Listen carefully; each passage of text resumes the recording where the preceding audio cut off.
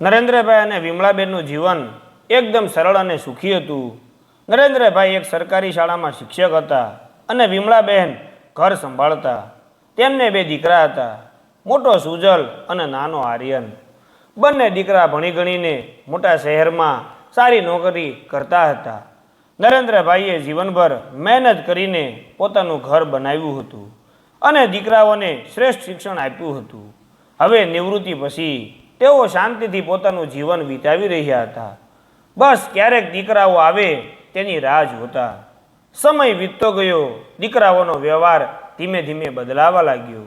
શરૂઆતમાં ફોન ઓછા થયા, પછી વાતચીતમાં ઉતાવળ અને પછી મુલાકાતોમાં બહાના. નરેન્દ્રભાઈ અને વિમળાબહેન આ બધું મનમાં જ સહન કરતા. એક દિવસ મોટો દીકરો સુજલ અને તેની પત્ની પ્રીતિ ગામડે આવ્યા. બાપ દીકરાની લાંબી વાતચીત પછી સુજલે વાતનો દોર સંભાળ્યો. પપ્પા, તમે અને મમ્મી હવે અમારા ભેગા શહેરમાં રહો તો સારું. આ ઘર તો ઘણું જૂનું થઈ ગયું છે. વળી અહીં એકલા રહેવું તમને ફાવશે નહીં. ત્યાં સારા ડૉક્ટરો છે અને અમે પણ તમારી સંભાળ રાખી શકીશું, સુજલે હળવાશથી કહ્યું. નરેન્દ્રભાઈનું હૃદય એક પળ માટે બેસી ગયું.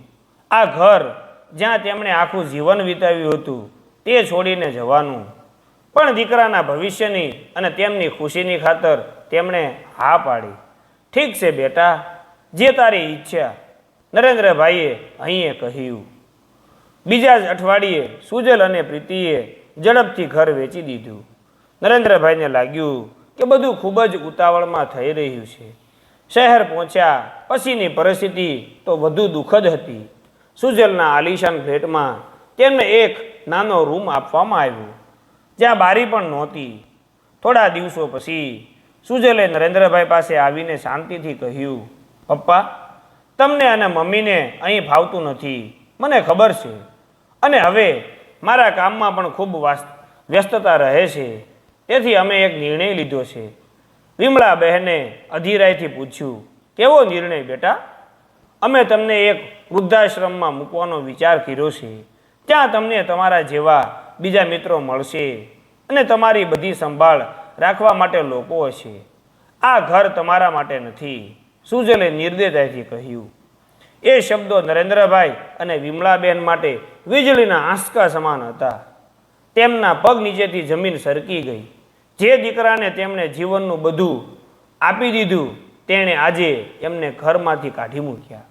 આંખોમાં આંસુ અને મનમાં અપાર દુઃખ સાથે બીજા દિવસે સવારે સુજલ તેમને એક વૃદ્ધાશ્રમમાં મૂકી આવ્યું. ગાડી જ્યારે પાછી ફરી ત્યારે નરેન્દ્રભાઈ અને વિમળાબહેન બસ રસ્તા તરફ તાકી રહ્યા હતા, જ્યાં તેમનો દીકરો તેમને રઝળતા મૂકીને જઈ રહ્યો હતો. વૃદ્ધાશ્રમનું પ્રવેશદ્વાર નરેન્દ્રભાઈ અને વિમળાબહેન માટે એક નવી દુનિયા હતી. પણ તે દુનિયામાં પોતાના સંતાનોનો પ્રેમ નહોતો.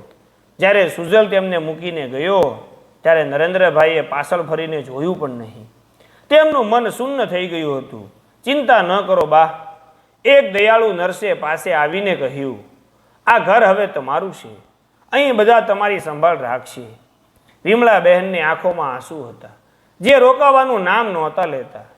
સંભાળ તો દીકરાઓએ રાખવાની હોય ને બેન, તેમણે માંડ માંડ શબ્દો કાઢ્યા. વૃદ્ધાશ્રમ શાંત અને સ્વચ્છ હતું. તેમને એક રૂમ આપવામાં આવ્યો, જેમાં 2 પલંગ, એક નાનકડું ટેબલ અને એક કબાટ હતો. દિવાલો પર શાંતિ આપતા ચિત્રો હતા, પણ વિમળાબહેનને તેમાં તેમના જૂના ઘરની તસવીરો જ દેખાતી હતી. નરેન્દ્રભાઈ સ્વભાવે મજબૂત હતા, પણ અંદરથી તૂટી ગયા હતા. વિમળા, આ શું થઈ ગયું? જેમના માટે આખી જિંદગી કમાયા તે જ આજે રઝળતા મૂકી ગયા. વિમળાબહેને પતિનો હાથ પકડ્યો. નરેન્દ્ર, હવે જે થાય છે તે સહન કરવું પડશે. આપણી કિસ્મતમાં લખ્યું હશે.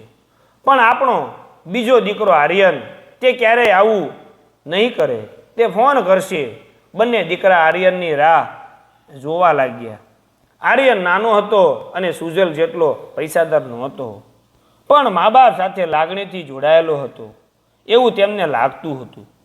પહેલો દિવસ પૂરો થયો, કોઈનો ફોન ન આવ્યો. બીજો દિવસ પણ શાંતિથી વીતી ગયો. ત્રીજા દિવસે સવારે જ્યારે નરેન્દ્રભાઈ બહારની બેન્ચ પર બેસીને છાપું વાંચી રહ્યા હતા ત્યારે વિમળાબેનનો ફોન રણક્યો. તેમનું હૃદય જોરથી ધબકવા લાગ્યું. હેલો, હા બેટા આર્યન. વિમળાબેનનો અવાજ ગળગળો થઈ ગયો.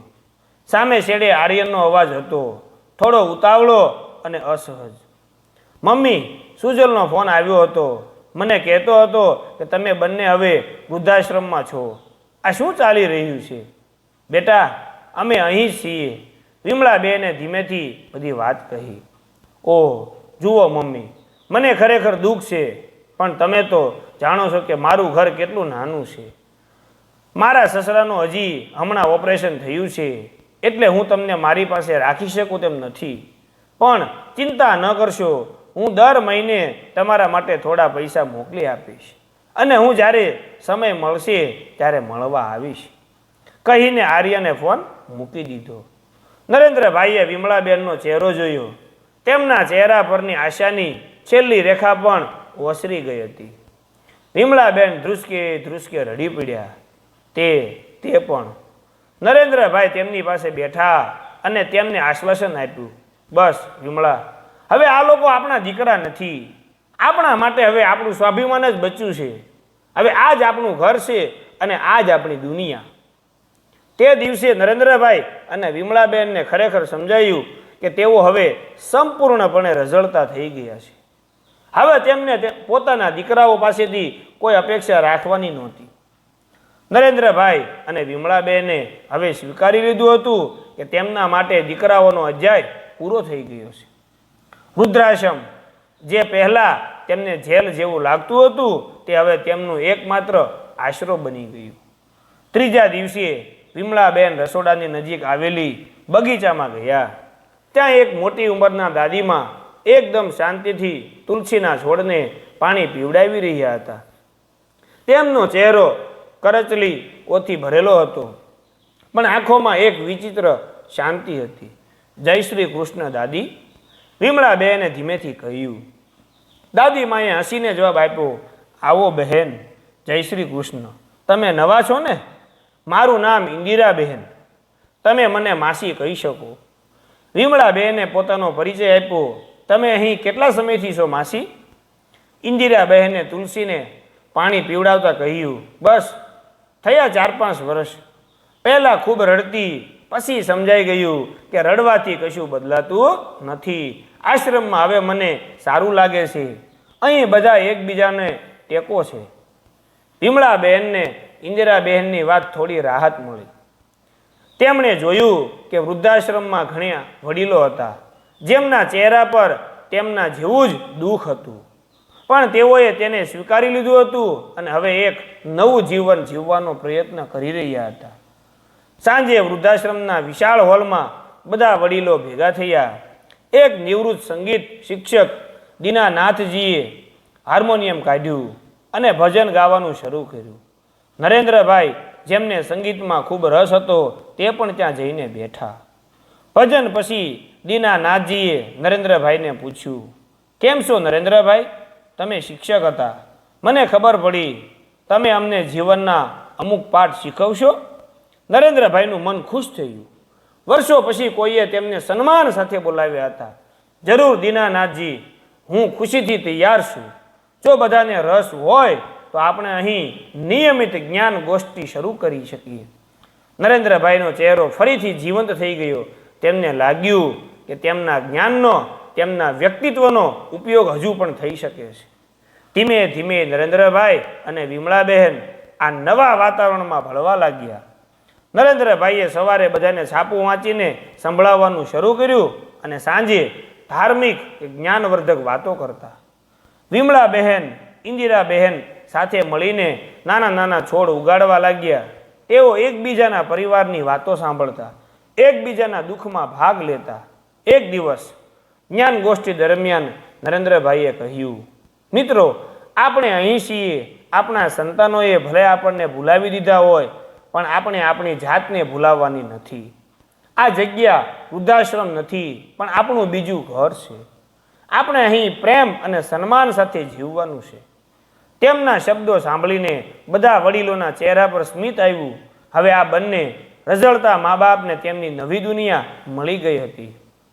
વૃદ્ધાશ્રમમાં નરેન્દ્રભાઈ દ્વારા શરૂ કરવામાં આવેલી જ્ઞાન ગોષ્ઠી ધીમે ધીમે બધા વડીલો માટે એક રાહતની ક્ષણ બની ગઈ હતી. દરરોજ સાંજે હોલ હાસ્ય અને ગંભીર ચર્ચાઓથી ગુંજતો. નરેન્દ્રભાઈ માત્ર પુસ્તકોનું જ્ઞાન જ નહોતા આપતા, પણ જીવનના મૂલ્યો અને સંઘર્ષો વિશે પણ વાત કરતા હતા. વિમલાબહેન પણ તેમની બાજુમાં બેસીને બધાને નાસ્તાની વ્યવસ્થા કરવામાં મદદ કરતા. તેમને ફરીથી એક ઉદ્દેશ્ય મળ્યો હતો. થોડા અઠવાડિયા પછી એક રવિવારે જ્યારે નરેન્દ્રભાઈ સાચા સંબંધોનું મહત્વ વિશે વાત કરી રહ્યા હતા, ત્યારે વૃદ્ધાશ્રમના દરવાજે એક યુવાન છોકરી આવી. તે છોકરી આશરે 20 થી 22 વર્ષની હશે. ખૂબ જ ઉત્સાહી અને જિજ્ઞાસુ લાગતી હતી. તેણે નરેન્દ્રભાઈ પાસે આવીને આદરપૂર્વક પ્રણામ કર્યા. નમસ્કાર અંકલ, મારું નામ મીશા છે. હું અહીં પાસેની કોલેજમાં અભ્યાસ કરું છું. મારા પ્રોફેસરે મને કહ્યું કે અહીં કોઈ નરેન્દ્રભાઈ છે જે ખૂબ જ રસપ્રદ વાતો કરે છે અને તેમણે અહીંના વડીલો માટે એક સુંદર વાતાવરણ બનાવ્યું છે. શું હું તમારી વાતો સાંભળવા થોડો સમય બેસી શકું?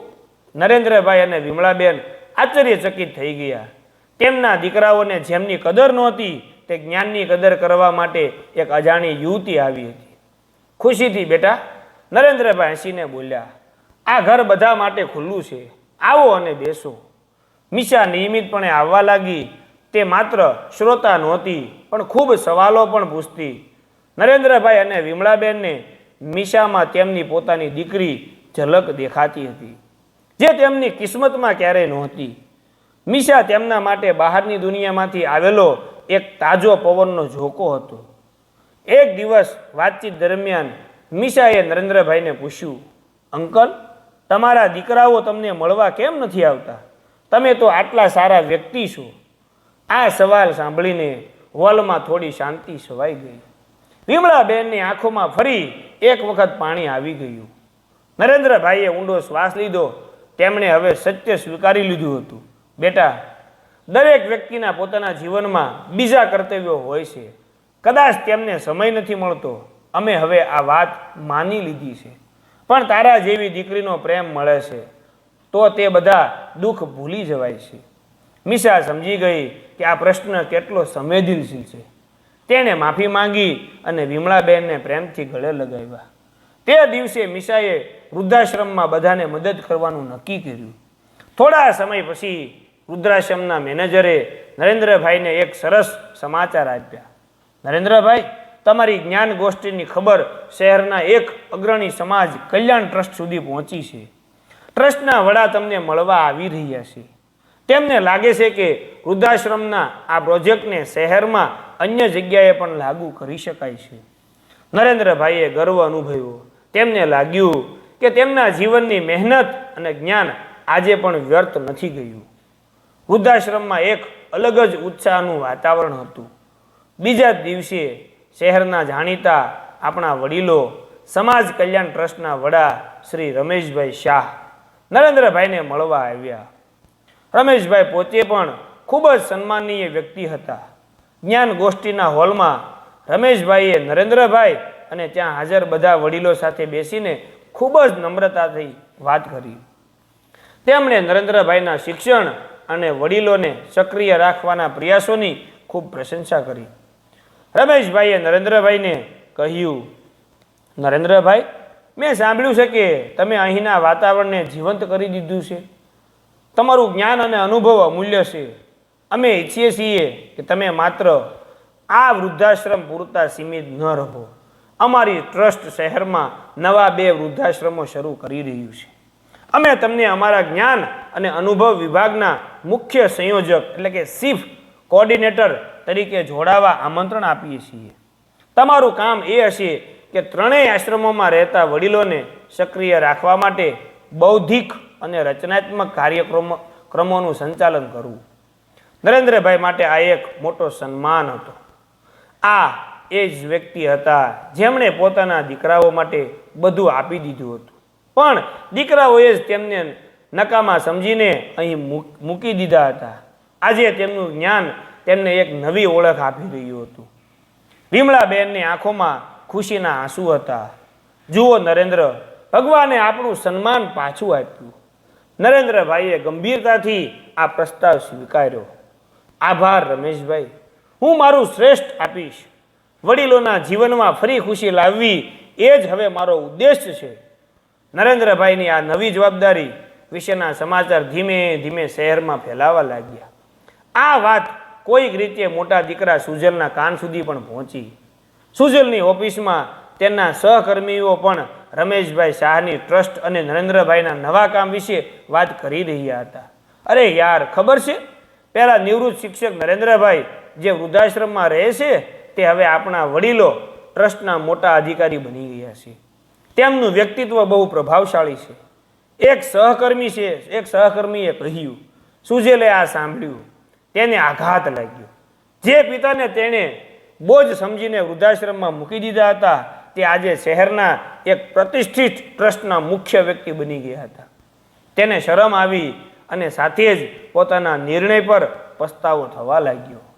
તેને લાગ્યું કે તેણે ફક્ત પોતાના પિતાને જ નહીં પણ એક સન્માનનીય પદ અને કદાચ સંપત્તિ પણ ગુમાવી દીધી છે. તેણે તરત જ વિમળાબેનને ફોન લગાવ્યો. ઘણા મહિનાઓ પછી સુજલનો ફોન આવ્યો હતો. મમ્મી, કેમ છો? તમે કેમ છો? મેં સાંભળ્યું કે પપ્પા તો હવે ટ્રસ્ટમાં કામ કરે છે. આ કેટલું સારું છે. મને ખબર છે કે તમને બંનેને વૃદ્ધાશ્રમમાં ગમતું નહીં હોય. હું તમને બંનેને લેવા આવું છું. આપણે હવે સાથે રહીશું. સુજલના અવાજમાં હવે ઉતાવળ અને સ્વાર્થની ઝલક હતી. વિમળાબેન શાંત હતા. તેમના ચહેરા પર હવે કોઈ લાગણી નહોતી. સુજલના ફોનથી વિમળાબેનનું જૂનું ઘાવ ફરી તાજો થઈ ગયો. મહિનાઓ સુધી જે દીકરાને તેમની યાદ નહોતી આવતી તે આજે તેમના પિતાને મળેલા સન્માન અને પદને કારણે પાછો બોલાવી રહ્યો હતો. વિમળાબહેને શાંત અવાજે જવાબ આપ્યો. સુજલ, હું ઠીક છું. તારા પપ્પા પણ ખુશ છે. તું તારા કામ પર ધ્યાન આપ. મમ્મી, પણ આ વૃદ્ધાશ્રમ મને જરાય ગમતું નથી કે તમે ત્યાં રહો.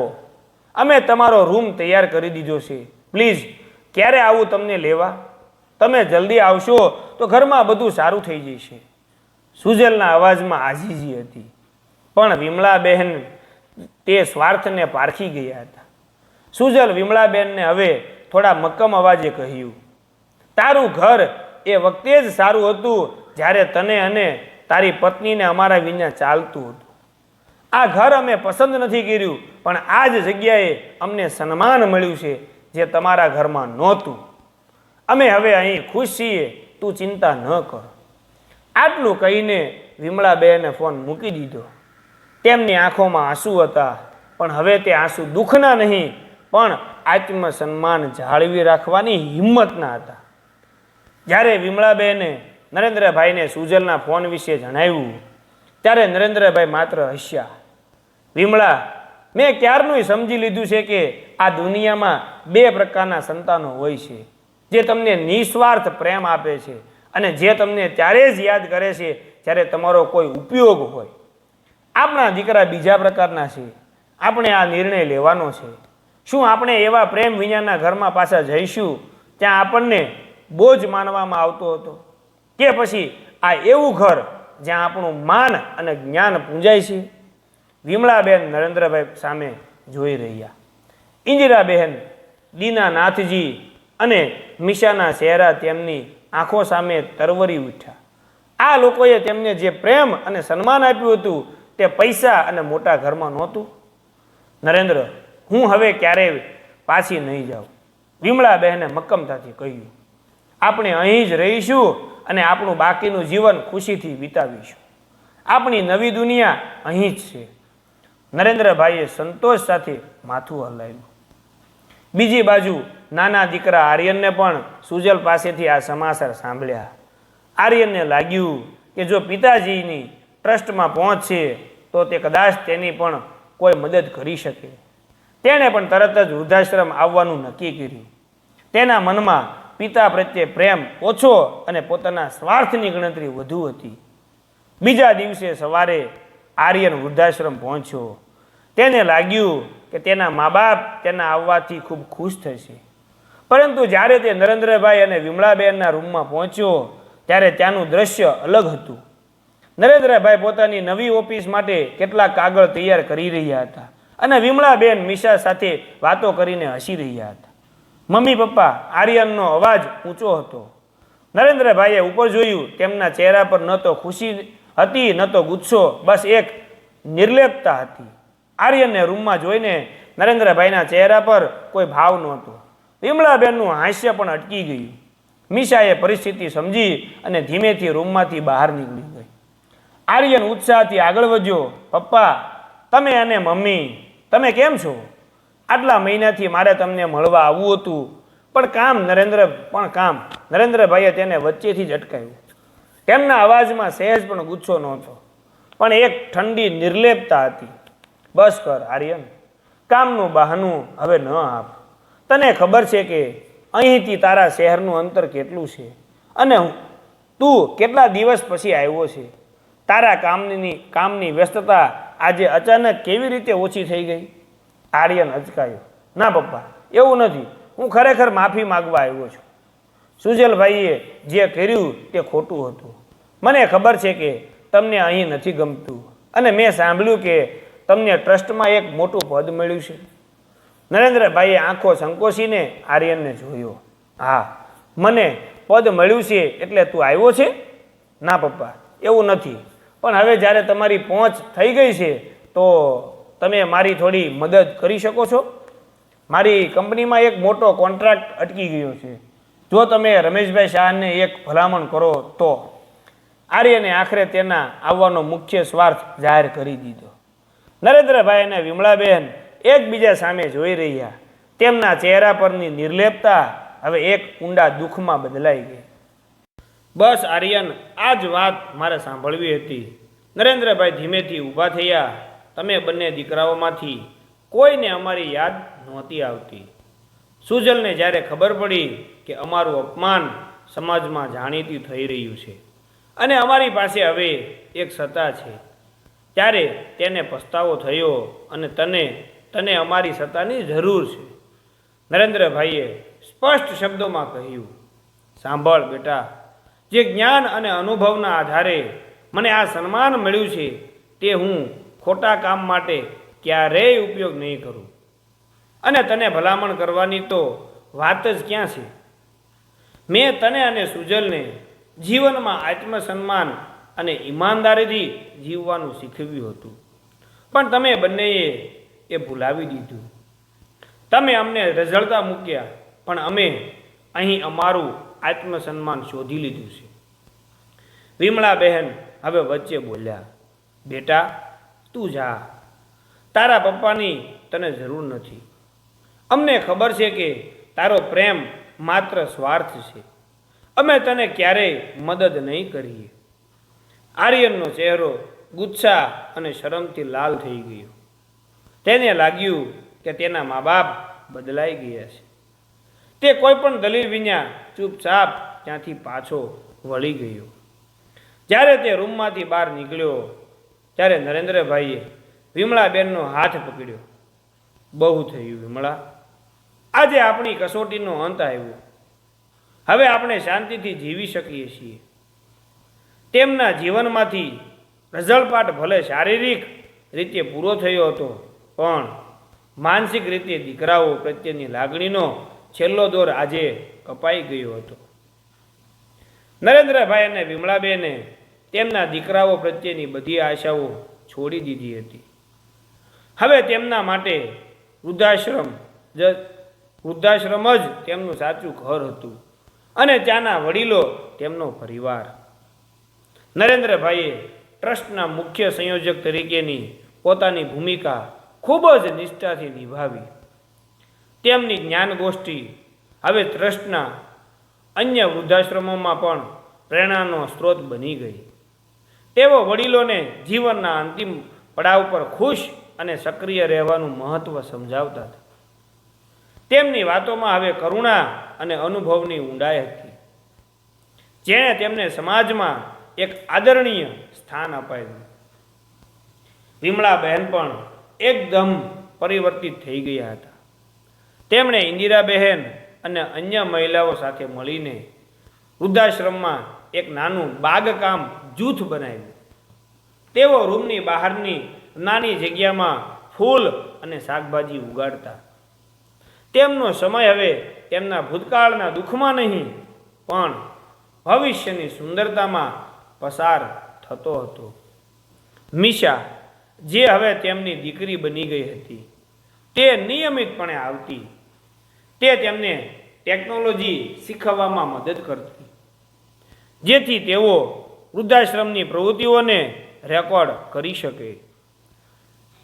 એક દિવસ વૃદ્ધાશ્રમમાં વડીલ ગૌરવ દિવસનું આયોજન કરવામાં આવ્યું. શહેરના ઘણા પ્રતિષ્ઠિત લોકો અને પ્રેસ મીડિયા ત્યાં હાજર હતા. રમેશભાઈ શાહે જાહેર મંચ પર નરેન્દ્રભાઈને સન્માનિત કર્યા.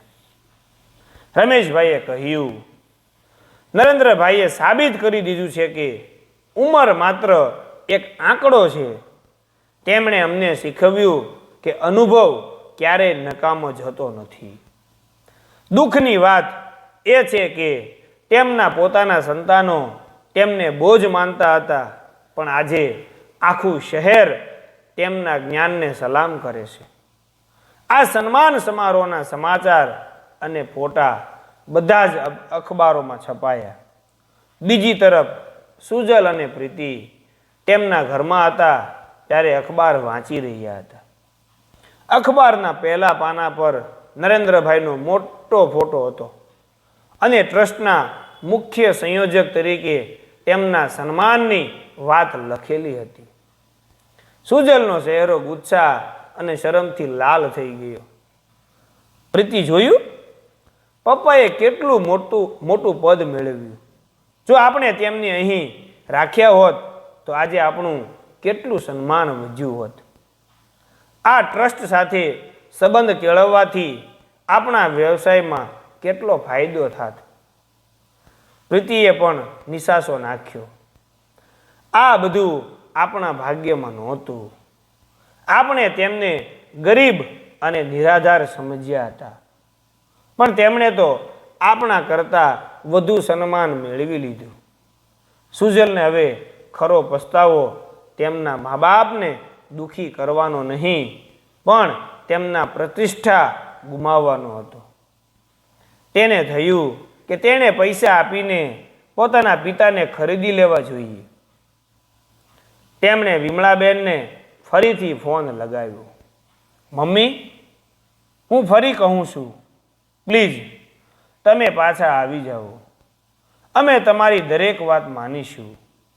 હું તમારા નામે શહેરની સૌથી મોટી હોસ્પિટલમાં એક મોટું દાન આપીશ. પ્લીઝ પાછા આવી જાઓ. નરેન્દ્રભાઈએ વિમળાબહેનને ઈશારો કર્યો. વિમળાબહેને ફોન સ્પીકર પર મૂક્યો અને એક લાંબો શ્વાસ લીધો. સુજલ, વિમળાબહેનનો અવાજ શાંત પણ દ્રઢ હતો. હવે મોડું થઈ ગયું છે. તારા દાનથી તારી પ્રતિષ્ઠા વધશે, અમારી નહીં. અને અમને હવે તારા સન્માનની જરૂર નથી. અમે અહીં જ ખુશ છીએ. તું સુખી રહે, બસ. નરેન્દ્રભાઈએ ફોન હાથમાં લીધો અને કહ્યું, અને હા સુજલ, હવે તું કે આર્યન ક્યારેય અમને મળવા આવશો નહીં, કારણ કે અમે હવે રઝળતા મા બાપ નથી, પણ સન્માનિત વડીલો છીએ. આ ઘરના દરવાજા હવે તમારા સ્વાર્થ વગરના મિત્રો માટે જ ખુલ્લા છે. નરેન્દ્રભાઈએ ફોન મૂકી દીધો. હોલમાં હાજર બધા વડીલોએ તાલીઓ પાડી. તે તાલીઓ માત્ર નરેન્દ્રભાઈના સન્માનની નહીં, પણ તેમના આત્મસન્માનની જીતની હતી. નરેન્દ્રભાઈ અને વિમળાબેન માટે વૃદ્ધાશ્રમ હવે એક આશરો નહીં, પણ તેમની નવી જિંદગીનું કેન્દ્ર બની ગયું હતું. દીકરાઓનો સ્વાર્થી વ્યવહાર જોયા પછી તેમણે નિર્ણય લીધો કે બાકીનું જીવન માત્ર પોતાના માટે અને વૃદ્ધાશ્રમના અન્ય વડીલો માટે જીવવું.